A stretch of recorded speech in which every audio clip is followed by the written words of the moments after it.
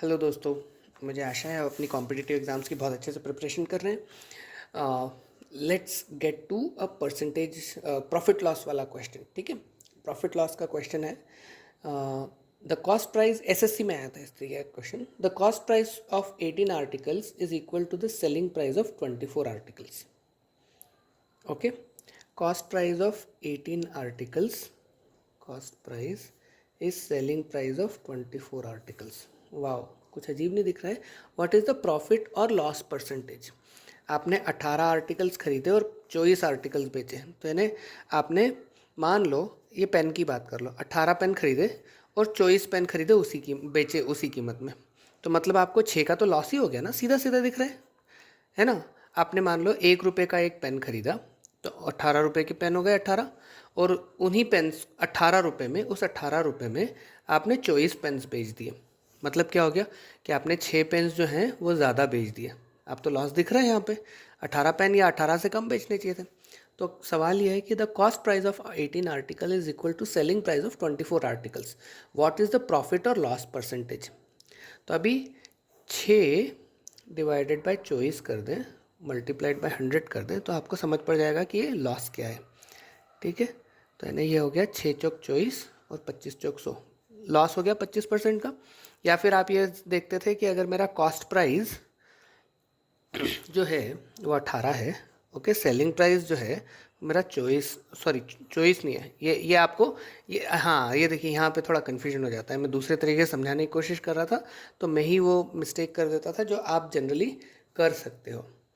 अगर मेरा cost price 18 rupees नहीं है, मेरा कॉस्ट प्राइस ऑफ आर्टिकल्स 18 का है, और सेलिंग प्राइस जो है वो, यहाँ पे सेलिंग प्राइस नहीं दिया हुआ है, सेलिंग प्राइस ऑफ 24 आर्टिकल्स के बराबर दिया है। ठीक है, तो यहाँ पे आप जो ये तरीके से हमने किया था ना, ये ज़्यादा आसान तरीका था करने का, समझने के लिए। ठीक है, इसको अगर हम ये लिख दें कि cost price of 18 articles is equal to 18 rupees से, for example, okay, selling price of 24 articles is 18 rupees, ये दिया हुआ है यहाँ पे। ठीक है, तो अब अगर कॉस्ट प्राइस, अगर इससे देखा जाए, सेलिंग प्राइस ऑफ 24 आर्टिकल्स, यानी कॉस्ट प्राइस इन 24 आर्टिकल्स का क्या होना चाहिए था, 24 रुपीज़। ठीक है, 24 रुपीज़ की जगह हमने कितना किया, 18 रुपीज़ में बेच दिया। This is how you have to look at this question. ठीक है, तो पर आर्टिकल का हमारा प्राइसिंग लॉस कितना आ जा रहा है, इसी में से निकालते रहते हैं। 18 divided by 24 multiplied by 100, 3 6 18, 6 Chowk 24, 3/4 multiplied by 100, यह आपका यानी 75% में ही आप 75% ही रिटर्न किया है ना। तो this is how you have to look at, read between the line. It is very very tempting question to make mistakes, है ना। ये आपने इस तरीके से देखना चाहिए था कि ओके, मेरा 75% ही मुझे रिटर्न मिला है जब मैंने सेल किया है, तो 75% ही मिला है, मतलब 25% का लॉस हो गया, है ना। थोड़ा इंटरेस्टिंग सा सवाल था। आई होप ये आप रीड बिटवीन द लाइंस करेंगे क्वेश्चंस के लिए, और अच्छे से प्रॉब्लम सॉल्व करेंगे to score good in the exams.